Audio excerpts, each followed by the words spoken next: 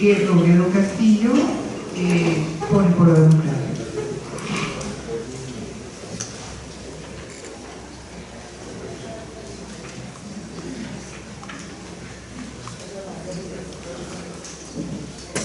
Mis agradecimientos a la Corte, al doctor González, por esta invitación.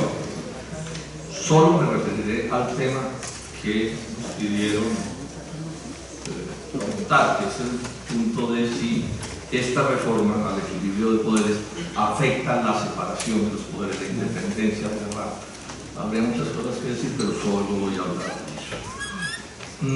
A mi juicio, y desde ya afirmo que sí, que esta reforma es inconstitucional. Es absolutamente evidente que esta es una reforma que vertebra la independencia de la rama judicial en relación con el poder ejecutivo. De acuerdo a como lo ha explicado y sustentado la Corte Constitucional en fallos que todavía nadie ha, digamos, a ese nivel ha descalificado. Pero más que referirme a eso, me interesa comentar lo que pueden ser los antecedentes que expliquen por qué el presidente Santos se atreve a tanto en esta reforma, cosa que además no es el primero en hacerlo. Estos son asuntos que vienen desde antes. Entonces voy a poner este debate en el terreno de los principios, porque en este mundo del pragmatismo, de la decadencia global, del pragmatismo que ha llevado, por ejemplo, al propio presidente de Estados Unidos a sostener que se puede regresar a la tortura como método de investigación criminal, pues no es raro que aquí se nos embolaten los principios en torno a debates sobre supuestas eficiencias. Entonces, para efectos de poner en su punto la gravedad de lo que se trata, voy a citar el artículo 16 de la Declaración de los Derechos del Hombre y del Ciudadano, que se supone está en la base de la lógica democrática que establece la Constitución Nacional. Dice ese del artículo 16: toda sociedad en la cual la garantía de los derechos no es asegurada, ni la separación de los poderes determinada, no tiene constitución. No tiene constitución allí donde no se garantiza la separación de los poderes. No son asuntos menores, y esto incluye, por supuesto, la independencia de los jueces. Se cae de su peso. Este no es un problema retórico, este es un problema absolutamente concreto. Podrá entonces ser una dictadura o una monarquía o cualquier nombre que se le quiera dar, pero no tiene nada que ver con la democracia que se supone que está regiendo. Entonces, como es en Dinamarca donde estamos y no en Dinamarca, veamos cómo es este asunto de la separación de los poderes. En primer término, la relación del Ejecutivo con el Legislativo. Aquí cito a Alejandro Gaviria, pues, que es una fuente, digamos, insospechada, pues, para estos efectos de su veracidad. Dice: desde los años 60 al menos, un arreglo pragmático, un pacto implícito, ha caracterizado el ejercicio del poder en Colombia. Dos puntos. Los partidos políticos tradicionales han permitido o tolerado un manejo tecnocrático y centralizado de la macroeconomía a cambio de una fracción del presupuesto y la burocracia estatal, a cambio de auxilios parlamentarios, yo agregaría mermelada, partidas regionales y impuestos. Para bien y para mal, el clientelismo ha sido el costo pagado por la ausencia de populismo. Expliquemos que el populismo consiste en cualquier cosa que no tenga el visto bueno de Washington. Es así de simple la definición de esto. Entonces, ¿qué país tenemos? El presidente de la República controla el presupuesto nacional y a través de eso controla a los alcaldes y a los gobernadores y sus presupuestos. En segundo término, es el jefe entonces de todos los jefes del clientelismo. Usted es el presidente de la República de Colombia, el jefe de todos los jefes del clientelismo, y es además el coordinador y técnico de la tecnocracia, que solo puede llegar a tecnocracia si es sumisa a los dictados de Washington y de las instituciones internacionales. Entonces, digamos que hablar de separación de poderes en Colombia ya empieza a ser, por lo menos en una de sus partes, un chiste. Y es obvio que quien gobierna con esa lógica va por el resto de la separación de los poderes, que no es otra cosa que los asuntos relativos al poder judicial. Esto pues no es de ahora, esto viene desde antes. La Constitución del 86 ni hacía la pantomima de transmitir la idea de separación de los poderes, o sea, el sometimiento judicial al Ejecutivo era absolutamente abierto. ¿Qué sucede con la Constitución del 91? Que sin duda hay un avance en el terreno de los derechos ciudadanos y hay un avance en el tema de la separación de los poderes. No digamos que a la perfección, pero hay un avance bien importante. Pero muchos colombianos han olvidado que el aspecto fundamental, determinante de la Constitución Constitución del 91 es ser la Constitución de los TLC, del Consenso de Washington, del Libre Comercio, del neoliberalismo, como ustedes lo quieran llamar. Entonces aquí ha habido desde hace rato un estrellón entre los fallos de los jueces con los derechos de la Constitución en la mano y los deseos de los presidentes de la República, no de este solo, de todos, para ver cómo imponen las concepciones del neoliberalismo. Para ver esto, el mejor escenario es el tema de la salud. Es evidente que las decisiones de la Corte Constitucional en el terreno de la salud se estrellan con las concepciones neoliberales. El propio presidente Santos criticó, por ejemplo, la sentencia T-760, las actuaciones de esto de Gaviria y de todos ellos son manifiestas. E inclusive, ante esa, digamos, contradicción que está en la Constitución, tanto Santos como Uribe adelantan la reforma constitucional de incluir en la Carta la sostenibilidad fiscal. La adelantan, repito, conjuntamente. ¿Qué es la sostenibilidad fiscal? Una manera de decirle a los jueces: ustedes no pueden, mediante la tutela y otros mecanismos, vulnerar nada que afecte las finanzas públicas, alegando derechos ciudadanos. O sea, el derecho ciudadano se supedita de manera absoluta a las necesidades fiscales del Estado colombiano. Y no es caprichoso entonces que la semana pasada en el Senado el ministro Cárdenas enfatizara cómo vendrán tiempos dolorosos ante la crisis y la regla fiscal se mantendrá, pase lo que pase. Entonces, en esas circunstancias, no es sorprendente lo que está pasando, porque aquí hay una contradicción que es muy grande entre la feroz concentración de la riqueza y los grandes poderes económicos y las necesidades ciudadanas. Ese es el problema que hay en Colombia y realmente en todo el mundo.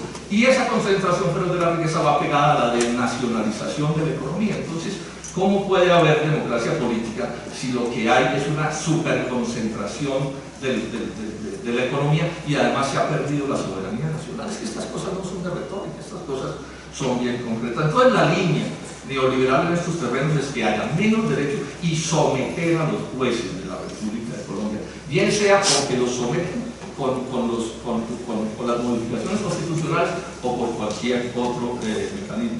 Y esto es lo que dice el Banco Mundial. El Banco Mundial dice, y don Luis Carlos Sarmiento en esa idea lo acompaña, que aquí hay que promover la eficiencia de la rama judicial. Y la eficiencia del judicial, según el Banco Mundial, es que el sector privado sea determinante en los asuntos públicos a través de su participación en la gestión del sector público.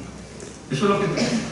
Entonces no es sorprendente tampoco que ante las cosas inaceptables que suceden en la rama, que yo no voy a compartir, aparezca al mismo tiempo una especie de campaña de descrédito, que es lo propio de las historias de los últimos años. Cuando en Colombia quieren desbaratar algo, se dispara curiosamente una campaña de descrédito contra ese algo, y siempre, por supuesto, con el pretexto de la eficiencia. Es lo que hemos visto a todos estos años. Y además ha aparecido un estilo legislativo, en mi cuestión, inaceptable. Uno, abogados sofisticados, como se definen ellos mismos,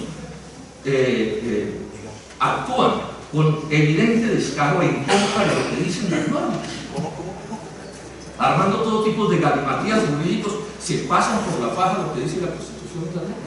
Y la otra cosa que está sucediendo es que el estilo legislativo es un estilo oscuro, donde se ocultan los propósitos de lo que se quiere. Esto es tan descarado que les digo esto. El plan de desarrollo propuso volver sociedad anónima a Salto. ¿Quién sería el anónimo que se iría a quedar con eso? Y saben que en la exposición de motivos no hay una palabra sobre eso. Y entonces yo tengo la certeza en este caso que aquí de lo que se trata es de vertebrar la separación de los poderes, pero por supuesto maquillando el asunto y haciéndolo difícil de ver para que por supuesto se puedan producir debates eternos. Pero de todos modos, pues si uno mira con cuidado, pues los termina descubriendo los asuntos. Entonces hay un punto que a mi juicio es el medular, es que la reforma constitucional establece que en la ley estatutaria que habrá de expedirse participarán en las reuniones del Consejo de Gobierno Judicial los ministros, ¿no? Los ministros, en las decisiones del Consejo de Gobierno Judicial, y todos sabemos que se vienen un montón de reformas para, digamos, adecuar la ley y los reglamentos y todo al nuevo marco constitucional. Y eso va a ser con todos los ministros a bordo, que ha sido el sueño eterno de los neoliberales desde hace muchos años. Ahora que me digan, no, pero es que no tienen poder de voto y no sé qué, pero por favor, me van a mí a hablar en Colombia de independencia de los poderes cuando en el principal órgano del gobierno judicial están metidos los jueces participando en las decisiones que tienen que ver con todo. Pues por supuesto que ese es un hecho que no resiste análisis de ninguna manera. Yo creo que eso es evidentemente contrario a la idea de la separación de los poderes, porque es que la separación de los poderes no se puede dejar al arbitrio si los del Ejecutivo quieren o no violar la separación de los poderes, sino que las normas se los prohíban de manera absoluta.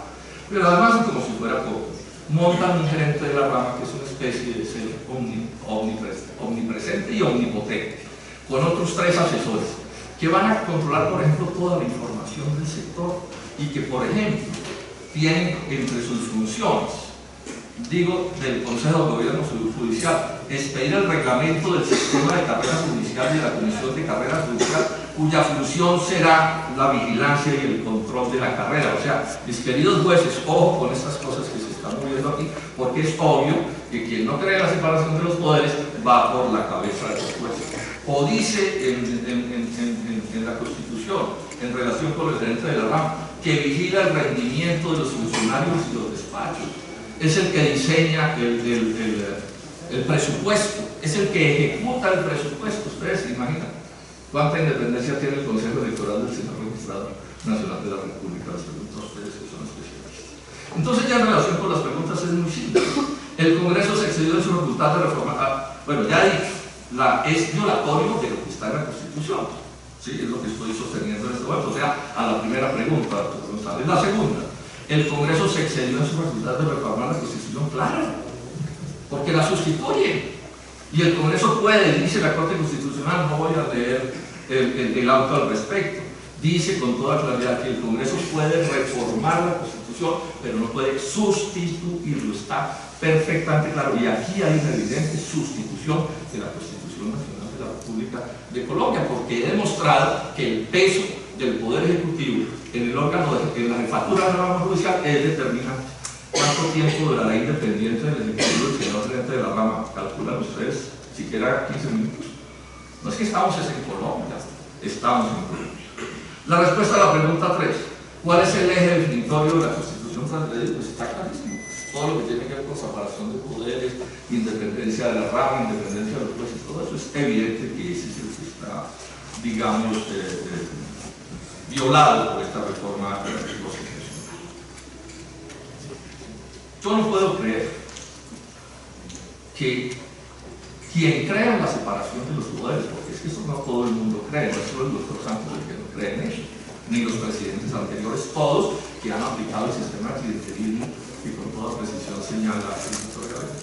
Estoy entonces aquí preocupado porque sí se mantenga la separación de los poderes, porque aquí se me podrá decir, no, lo que pasa es que los de la rama y la independencia de la rama no se va a perder por el gerente y no se va a perder por los 3 técnicos que ponen ahí a manejar las cosas, ni se va a perder por los ministros definiendo la suerte de la ley estatal.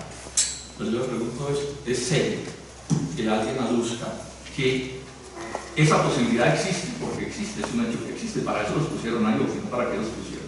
Y entonces, suponer que en la Colombia de Los Ángeles eso no va a pasar porque de todos modos los de la rama van a lograr evitar que los del Ejecutivo los controlen.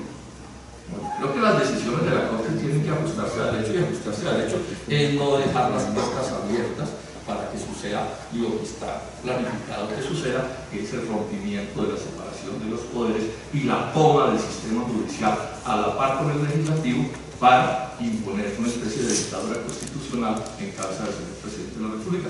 Y digo esto último, es que eso es concordante con el sistema económico que se está montando. Es que a ratos es hasta cómico hablar de independencia de poderes, de república, hablar de derechos humanos y todo, un país que cada vez más es dominado por los grandes poderes extranjeros. ¿Sí será eso posible? Pues si no es posible, yo estoy dispuesto a leer el tratado que quiera. Pero sí será posible, ¿verdad? Es posible que en un país donde la economía se concentra y se concentra y se concentra y hasta el negocio de chontaduros va a terminar en manos de monopolios transnacionales, en ese país con esa economía pueda haber una democracia política, pueda haber una democracia jurídica. Eso es posible. No, sus cuentos, pienso yo, se los pueden echar a cualquiera y cualquiera puede decir lo que quiera, pero yo creo que no es posible. Y lo que aquí tenemos es una expresión pensada desde el notario para que esto suceda. ¿Por qué hago este otro comentario? Yo a ratos, entre más estudio la Constitución del 91 y más veo su aplicación, más concluyo que en proporciones muy grandes, no de todos, pero de los que al final definieron la suerte de la Constitución del 91, la parte de los poderes y la parte garantista de esa Constitución fue utilizada como carnada para utilizar su carácter agresivamente neoliberal y de libre comercio, tema que nunca se discutió en ese momento. Colombia aprobó esa Constitución del 91 sin saber lo que estaba aprobando en materia económica, y bueno, las cosas ya están conocidas. Muchas gracias.